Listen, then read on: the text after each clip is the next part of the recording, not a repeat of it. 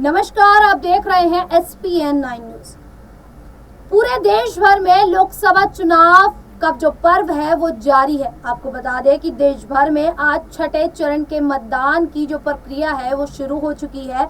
सुबह 7 बजे से पोलिंग बूथ पर लोगों की भीड़ लगना शुरू हो गई। आपको बता दें कि सुबह 7 बजे से लेकर 6 बजे तक, शाम 6 बजे तक यहाँ पर मतदान प्रक्रिया जारी रहेगी। ऐसे में बात की जाए पहले चरण को लेकर, तो पहला चरण 19 अप्रैल को संपन्न हो गया था। 26 अप्रैल को दूसरा चरण, 7 मई को तीसरा, 13 मई को चौथा और 20 मई को पांचवा चरण संपन्न हो गया था। छठे चरण की प्रक्रिया आज जारी है और आने वाली 1 जून को 7वें चरण का मतदान होगा, जिसके बाद 4 जून का इंतजार आखिरकार सभी को है। देखना होगा कि 4 जून को कौन जीत हासिल करता है और कौन हार जाता है। लगातार सभी लोगों की नजरें अब 4 जून पर टिकी हुई है कि इस दिन आखिरकार कौन जीत हासिल करता है। वहीं आपको बता दें कि कई राज्यों और केंद्र शासित प्रदेशों में जो वोटिंग प्रक्रिया है वो जारी हो चुकी है। ऐसे में तमाम खबरें राज्यों की निकलकर सामने आई हैं, जिसके लिए हमने एक विस्तृत रिपोर्ट तैयार की है, जिसके माध्यम से आप समझ पाएंगे कि आखिरकार देश भर में क्या कुछ हो सकता है। देखिए रिपोर्ट। नमस्कार, मैं शालिनी शाक्य और आप देख रहे हैं SPN 9 न्यूज। देश भर में लोकसभा चुनाव का पर्व चल रहा है, महापर्व चल रहा है। कहा जाए तो भारत देश में जब चुनाव होता है तो उसको एक त्योहार के रूप में मनाया जाता है। ऐसे में आम चुनाव चल रहा है, तो बात करें अगर मतदान को लेकर, वोटिंग को लेकर, और कहीं ना कहीं कहा जाए तो आज छठा चरण मतदान हो रहा है। आज बता दें कि आज छठे चरण का जो मतदान है वो पूरे देश भर में हो रहा है। ऐसे में तमाम राज्यों की आज बात करेंगे हरियाणा की, दिल्ली की, उत्तर प्रदेश की, बिहार की और कई राज्यों की।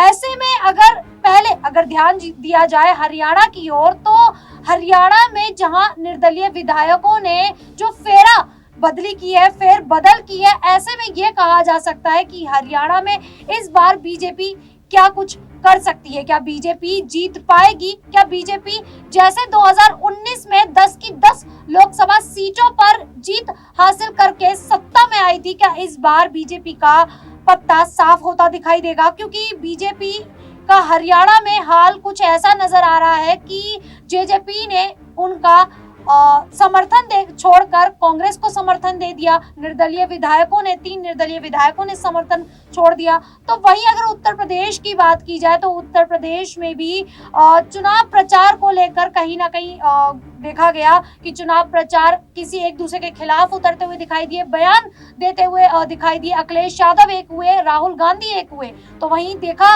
ये भी जा रहा है कि प्रियंका गांधी और डिंपल यादव भी वाराणसी में एक होती दिखाई देंगी। इस पर आज चर्चा करेंगे। मेरे साथ मेरे वरिष्ठ सहयोगी अमन सर मौजूद हैं। अमन सर से जानने की कोशिश करेंगे कि सर, जिस प्रकार से मतदान की जो प्रक्रिया है वो सुबह 7 बजे से शुरू हो चुकी है। ऐसे में अगर बात की जाए हरियाणा को लेकर, दिल्ली को भी लेकर, क्योंकि दिल्ली में भी 7 की 7 सीटों पर आज मतदान है, तो क्या कहा जा सकता है कि बिहार में, अगर बिहार की भी बात की जाए तो बिहार में जो सारण हिंसा हुई है, इसको लेकर लोग डरे हुए हैं। ऐसे में क्या मतदाता कहीं ना कहीं पोलिंग बूथ पर नहीं पहुंचेंगे, या जो संख्या कही जाए वो कम होती दिखाई देगी? क्या लगता है सर आपको? देखिए, बिल्कुल सुबह से ही मैं देख रहा हूँ कि बहुत सारे लोग घरों से बाहर निकल रहे हैं। जब मैं रास्ते में आ रहा था तो मैंने देखा कि बहुत सारे लोगों में जोश व खरोश है, क्योंकि दिल्ली में भी चुनाव है, बिहार में चुनाव है, हरियाणा में चुनाव है, तमाम राज्यों में चुनाव है। लगभग 58 सीटों पर चुनाव है। और देखिए, बिल्कुल लोगों के बिना ये महापर्व अधूरा सा है। जितना वोट परसेंट बढ़ेगा उतनी बेहतर सरकार निकल कर सामने आएगी। तो बिल्कुल लोगों से पहले तो ये अपील की, अपने घरों से जरूर बाहर निकलिए, वोट करिए, क्योंकि वोट सबसे बड़ा अधिकार है जो सरकार को बनाने में, सरकार को बदलने में, और जिस प्रत्याशी को आप चुनना चाहते हैं उसको चुनने में आपकी मदद करता है, लोगों की मदद करता है। इसीलिए सब लोगों को वोट करना चाहिए। अब जिस तरह से आपने हरियाणा का जिक्र किया शुरुआत में, देखिए हरियाणा की अगर बात की जाए तो यहाँ पर वाकई ऐसा लगता है शालिनी की बीजेपी एक तरीके से फंसी हुई नजर आती है, दबाव में नजर आती है, परेशानी में नजर आती है। क्योंकि आप देखिए कि जिस तरह से 10 की 10 सीटें आपने जिक्र किया कि 2019 में बीजेपी जीतती है और कांग्रेस पार्टी को एक भी सीट हाथ नहीं लगती है। इसके अलावा 2 बार से, यानी कि हम बात करें कि खट्टर सरकार 2 बार से लगातार बैक टू बैक यहाँ पर चुनाव जीतती है और सत्ता में आती है। लेकिन ठीक चुनाव से पहले जिस तरह की स्थिति यहाँ पर बदली है, खट्टर सरकार के अंदर समीकरण चेंज हुए हैं। खुद मनोहर लाल खट्टर को भी सीएम पद छोड़ना पड़ा है। नायब सिंह सैनी नए मुख्यमंत्री बने हैं, लेकिन उसके बावजूद भी उनके साथ में जो निर्दलीय विधायक थे वो उनका साथ छोड़ देते हैं। यानी कि बीजेपी के लिए मुश्किलें यहाँ पर बढ़ती हुई दिखाई पड़ती है। अब ऐसे में क्या वाकई 10 की 10 सीटें बीजेपी यहाँ पर जीतती हुई नजर आएगी या फिर कांग्रेस पार्टी कोई बड़ी सेंधमारी यहाँ पर कर सकती है? आप देखिए कि जो दिग्गज नेता हैं बीजेपी के वो कांग्रेस पार्टी में शामिल हो जाते हैं। गांव में जहां पर बीजेपी के नेता पहुंचते हैं उनको भगाया जाता है। साथ में अनिल विज जो बड़े पद पर रहे और होम मिनिस्टर रहे वो भी ये बात कहते हुए नजर आते हैं कि जो किसानों के ऊपर गोलीबारी हुई कहीं ना कहीं उसके लिए मैं ही जिम्मेदार हूं या मेरी सरकार जिम्मेदार है क्योंकि हम सरकार में थे। तो आप समझ सकते हैं यहाँ पर किस तरह से विवश दिखाई पड़ते हैं बीजेपी के लोग और इसका फायदा ऐसा हो सकता है कि कांग्रेस पार्टी उठाती हुई दिखाई पड़े। वहीं दिल्ली की अगर बात करें, दिल्ली में भी जिस तरह से माहौल हमने देखा बीते दिनों, लगातार आम आदमी पार्टी के जो नेता हैं और मुख्यमंत्री हैं अरविंद केजरीवाल, जब से वो जेल से बाहर आए तब से ताबड़तोड़ प्रचार प्रसार किया है और जो 7 सीटों पर चुनाव हो रहा है उसमें लगभग 4-3 का रेशियो यानी कि 3 सीटों पर कांग्रेस और 4 पे आम आदमी पार्टी चुनाव लड़ती हुई नजर आ रही है। सर देखिए, दिल्ली को लेकर बात हो रही है तो दिल्ली में अगर आम आदमी पार्टी को लेकर बात की जाए तो स्वाति मालीवाल को लेकर बीजेपी लगातार आम आदमी पार्टी को घेर रही है। वहीं ये भी देखा गया कि कांग्रेस की ओर से कन्हैया कुमार को मैदान में उतारा गया था तो कन्हैया कुमार पर भी हमला होता हुआ दिखाई दिया। तो ये कहा जा सकता है कि ये जो इस तरीके के हमले हो रहे हैं वो बीजेपी की ओर से कराए जा रहे हैं। जी बिल्कुल, मैं ये कहना चाहूंगा स्वाति मालीवाल को लेकर जिस तरह से मामला सामने आया और यही बात लगातार हर कोई कह रहा है कि स्वाति मालीवाल जो खुद आम आदमी पार्टी की सांसद हैं, कोई छोटे मोटे पद पे काम नहीं करती, उनके साथ मारपीट का आखिर असली मकसद क्या था, क्यों मारपीट हुई, इसको लेकर स्थिति साफ नहीं हो पाती। वीडियो जो सामने आए हैं वो भी आधे अधूरे वीडियो सामने आए हैं, उसमें भी तमाम जो तस्वीर है वो साफ नहीं हो पाती। केजरीवाल से जब पूछा जाता है वो भी ये बात कहते हुए नजर आते हैं कि भाई मैं इसके ऊपर ज्यादा नहीं बोलूंगा, जांच में सब कुछ सामने आ जाएगा। तो कई तरह के इसमें पहलू है, लेकिन एक तरफ अगर देखा जाए आम आदमी पार्टी ये बात कहती है कि ये सब बीजेपी की साजिश है, वहीं बीजेपी ये बात कहती दिखाई पड़ती है कि अरविंद केजरीवाल या यूं कहें कि आम आदमी पार्टी के अंदर महिलाओं की कोई इज्जत नहीं है। तो इस तरह की तकरार आपस में होती दिखाई पड़ती है। अब ऐसे में जब बीजेपी स्वाति मालीवाल पे बात करती है तो आखिर वो ये क्यों भूल जाते हैं कि उन्हीं की पार्टी के जो ब्रजभूषण उनके खिलाफ जब आरोप तय होते हैं तब बीजेपी के नेता कोई नहीं बोल पाते, कोई बयान तक नहीं दे पाते,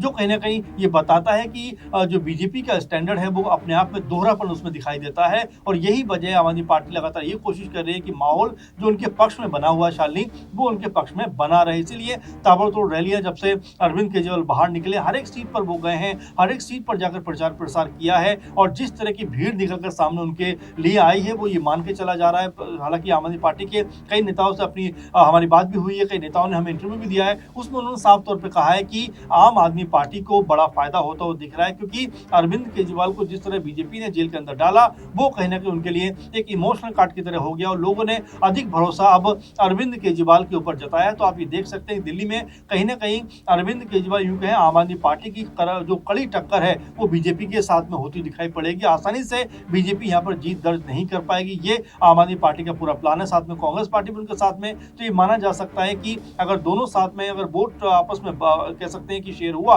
तो यहाँ बीजेपी के लिए मुश्किल खड़ी होती हुई नजर आ सकती है। बिल्कुल, बीजेपी की मुश्किलें पहले से ही और ज्यादा खड़ी हो गई है क्योंकि उत्तर प्रदेश में मिर्जापुर सीट पर अनुप्रिया पटेल मैदान में उतरी है। तो अनुप्रिया पटेल की अगर बात की जाए तो अनुप्रिया पटेल ने राजा भैया पर इस तरीके का बयान दे दिया है जो कहीं ना कहीं बीजेपी की मुश्किलें कहीं ना कहीं बढ़ाता हुआ दिखाई दे रहा है। ऐसे में राजा भैया बीजेपी के खिलाफ भी कहीं ना कहीं उतरते दिखाई दे रहे हैं, उनके कार्यकर्ता अखिलेश यादव का समर्थन करते दिखाई दे, तो बीजेपी की मुश्किलें उत्तर प्रदेश में भी बढ़ती हुई दिखाई दे रही हैं। सर देखिए, बिल्कुल जाहिर बात है शालिनी, क्योंकि अगर राजा भैया की बात करें तो राजा भैया पूर्वांचल के बहुत दिग्गज नेताओं में माने जाते, दबदबा रहा है काफी समय से उनका। और देखिए जिस तरह से उन्होंने समर्थन बीजेपी से हटाया है, हालांकि मिर्जापुर में तो अभी चुनाव नहीं है लेकिन प्रतापगढ़ में चुनाव है, फूलपुर में चुनाव है, प्रयागराज में चुनाव है, इसके अलावा आजमगढ़ में चुनाव है, जौनपुर में चुनाव है, संत कबीर नगर में भी चुनाव है। इसके अलावा 14 सीटें हैं उत्तर प्रदेश की जहां पर इलेक्शन है। और यहाँ पर अगर राजा भैया के साथ में बीजेपी की अनबन हुई है, अगर ये खबरें निकल कर पूरी तरह सामने आ गई, उनके नेता भी कहते हुए दिखाई पड़ रहे हैं कि भाई हम इंडिया गठबंधन को सपोर्ट करेंगे, तो बिल्कुल यहाँ पे आपने सही कहा कि बीजेपी की यहाँ से मुश्किलें बढ़ती हुई नजर आ सकती है। और साथ में जो अनुप्रिया पटेल का आपने जिक्र किया, देखिए बयानबाजी का भी एक तरीका होता है, आप किस तरह के ओछे बयान दे रहे हैं उसका कोई मतलब नहीं है। आप ओपी राजभर को देखिए किस तरह की बयानबाजी करते हैं, अगर इस तरह के बयान होंगे तो ये खुद बीजेपी के ऊपर भारी पड़ता हुआ नजर आएगा। क्योंकि अगर राजा भैया के खिलाफ ऐसी बयानबाजी होगी तो उनके तमाम समर्थक जो हैं वो फिर पूरी तरह से बीजेपी के खिलाफ हो जाएंगे और इसका सबसे बड़ा नुकसान जो है वो बीजेपी को होता हुआ नजर आएगा। और ऐसा लग रहा है जो पूर्वांचल की सीटें हैं वहां पर 8-10 सीटें ऐसी हैं जहां पर सपा गठबंधन कह सकते हैं कि बाजी मारता हुआ नजर आ सकता है। अभी थोड़ी देर पहले की बात है, जब हम खबरों पे ध्यान देते हैं तो पता चलता है कि सर्वे निकल कर सामने आते हैं, उसमें दिखाई पड़ता है कि तकरीबन 20 सीटें ऐसी हैं जहां पर इंडिया गठबंधन जीत अपनी दर्ज कर सकता है। यानी कि 74 सीटों पे या 75 सीटों पर अगर बीजेपी लड़ी है तो उनके हिस्से सिर्फ 50 के आसपास सीटें आ रही हैं। ये बीजेपी के लिए बहुत बड़ा लॉस हो सकता है। तो आप देखिए कि अगर राजा भैया जैसे नेता अगर बीजेपी से अलग होंगे तो इसका प्रभाव किस तरह से पड़ता हुआ दिखाई पड़ता है। वहीं ओपी राजभर भी पूरे कह सकते हैं कि दिल से चुनाव लड़ते हुए नजर नहीं आ रहे। संजय निषाद भी कहीं ना कहीं खामोशी इख्तियार किए हुए, अनुप्रिया पटेल अपने आप में मुश्किलों में फंसी हुई है। तो उत्तर प्रदेश में भी अगर देखा जाए तो बीजेपी की स्थिति और खासकर पूर्वांचल में कोई बहुत अच्छी नजर नहीं आ रही। और बिल्कुल जिस प्रकार से देखा जाए तो कई राज्यों में, दिल्ली की बात की जाए, अगर हरियाणा की बात की जाए और सर अगर देखिए बिहार की बात की जाए तो बिहार में भी चिराग पासवान, सम्राट चौधरी लगातार बयान दे रहे कि 400 पार का नारा है और 400 पार हम करके दिखाएंगे।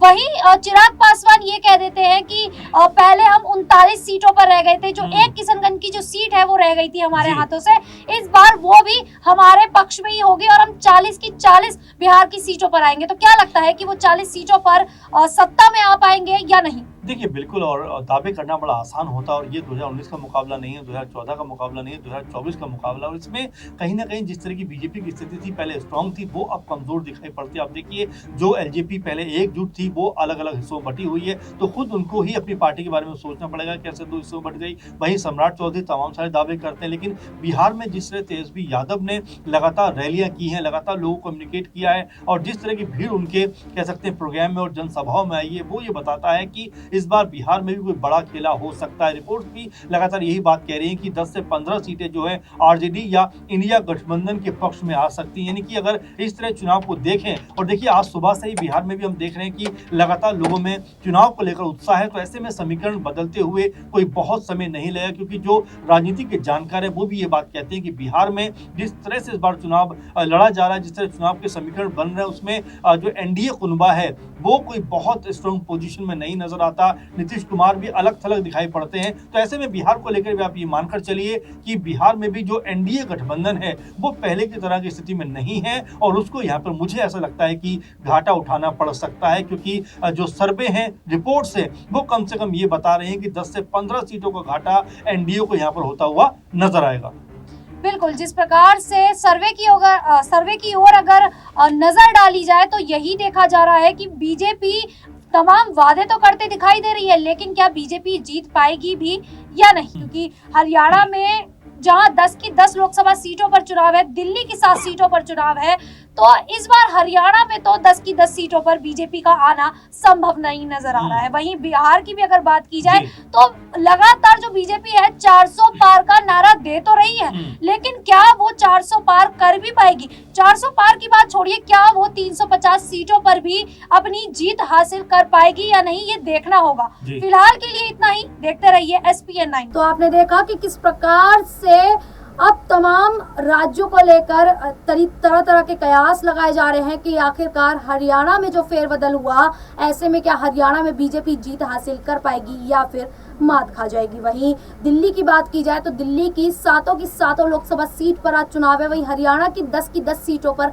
आज ही चुनाव होना है। ऐसे में देखना होगा कि क्या कुछ हो सकता है। फिलहाल के लिए इतना ही, देखते रहिए SPN 9 में।